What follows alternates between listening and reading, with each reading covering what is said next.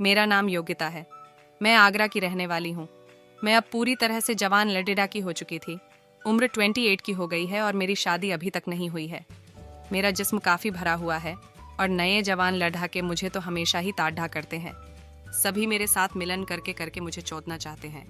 Friends, मेरा figure अब 34, 28, 36 inch का हो गया है। मेरे चूचक बड़े और गांठ काफ़ी उभरी हुई है, जिस पर लड़डे के हाथ रखकर दबाना चाहते हैं। मुझे सेक्स करना और चुदना बहुत पसंद है, क्योंकि मेरी उम्र की हर लड़की की काफ़ी गर्म होती है। मैं अभी तक अपने बॉयफ्रेंड से चुदवा चुकी हूँ, पर मेरे जीजू ने भी मुझे कुछ दिन पहले चोद लिया है। सब बात आपको विस्तार से बता रही हूँ। फ्रेंड्स, कुछ महीनों पहले मेरी शिखा दीदी के बच्चा होने वाला था। मैं, पापा, मम्मी, मेरा भाई और जीजा दीदी सब बहुत खुश थे, क्योंकि फैमिली में एक नया मेहमान आने वाला था। पर जब शिखा दीदी डॉक्टर के पास चेकअप करवाने लगी तो पता चला कि उनके पेट में बच्चा टेढ़ा मेढ़ा है और इस वजह से रिस्क भी काफ़ी ज़्यादा है। मेरी दीदी ने थोड़ी ढी लापरवाही कर दी और हर हफ्ते जांच के लिए नहीं गई, और फिर एक दिन घर में ही उनका वाटर बैग फट गया और अब तो बच्चा होने वाला था। जीजा जी बहुत घबरा गए और किसी तरह पास के एक हॉस्पिटल से एक नर्स बुला लाए, पर दोस्तों सब कुछ बहुत तेजी से हुआ। शिखा दीदी को एक प्यारी सी बच्ची तो जरूर हो गई, पर दीदी गुजर गई। इस तरह से आफत का पहाड़ा पूरे फैमिली पर टूट पड़ा। अब मेरे जीजू अक्सर उदास और दुखी रहते और पागलों की तरह दीदी को याद करते रहते। उनके घर काम करने वाला कोई न था, क्योंकि जीजू की मम्मी जी काफ़ी बुढ़ी है और उनको दिखता भी कम है, इसलिए वो खाना भी नहीं बना पाती है। इसलिए मैं अपने जीजू के घर रुक गई और खाना बनाने की जिम्मेदारी मैंने संभाल ली। शिखा दीदी के गुजरने के 4 महीने बाद तक जीजू साधु सन्यासी जैसा हुलिया बनाए रहे और न बाल कटवाते और न दाढ़ी बनाते।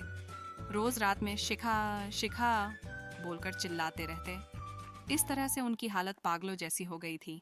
ऐसे में मुझे ही कई बार उनको शांत करना पड़ जाता था।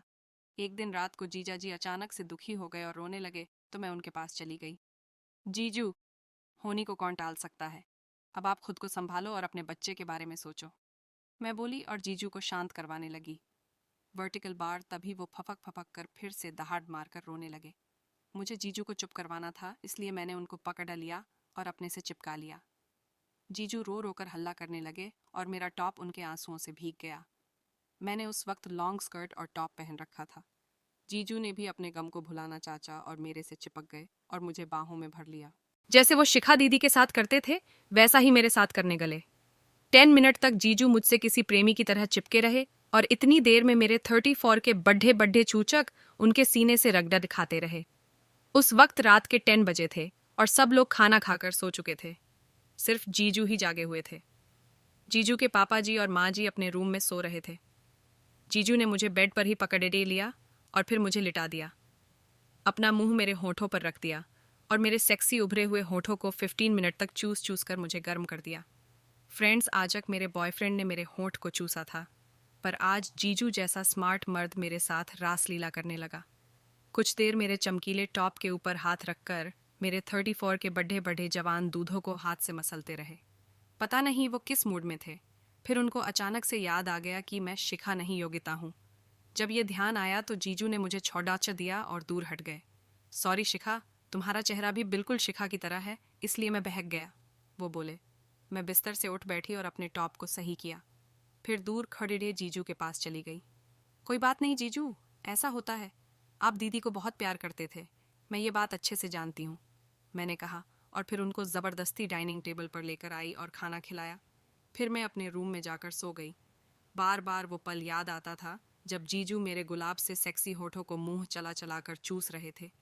फिर मेरे दूध को किस तरह से उन्होंने मसल मसल कर दबा दिया था। इस बीच मेरी चूत ने अपना अमृत रस छोड़ा दिया था। मैंने अपनी लॉन्ग स्कर्ट को उतार दिया और पेंटी में हाथ घुसा दिया और चूत में उंगली करने लगे। ओह जीजा, चौदो मुझे, अब दीदी नहीं है, मुझे ही चौध कर प्यास बुझा लो, मैं मन ही मन में कहने लगी और अपनी चूट में जल्दी जल्दी उंगली करने लगी। जीजू, आप सोए नहीं, मैंने कहा और उनके दरवाजे को अंदर से बंद किया। नींद नहीं आ रही योगिता, जीजू किसी मुरझाए हुए फूल की तरह मुंह लटका कर बोले। आज मैं आपको नींद दिला दूंगी, मैंने कहा और अपने टॉप के ऊपर से चुनरी हटा दी। जीजू मेरी तरफ अजीब नज़र से देखने लगे। आज दीदी की कमी मैं दूर करूंगी, मैं बोली और जीजू के पास जाकर बेड पर लेट गई। फिर उनको मैंने कस के पकड़ डालिया और अपने सीने में दबा लिया। उसके बाद तो सब कुछ अपने आप होने लगा। जीजू का इंजन तो पिछले 6 महीने से बंद पड़ा था, आज वो फिर से शुरू हो गया। उन्होंने मुझे नीचे लिटाया और अपना मेरे ऊपर आ गए और फिर मेरे होठ को चूसने लगे। धीरे धीरे करके मेरी टॉप को उतरवा दिया। मैंने लाल रंग की स्कर्ट से मैच करती लाल ब्रा पहनी थी। फिर तो जीजू भी पगला गए।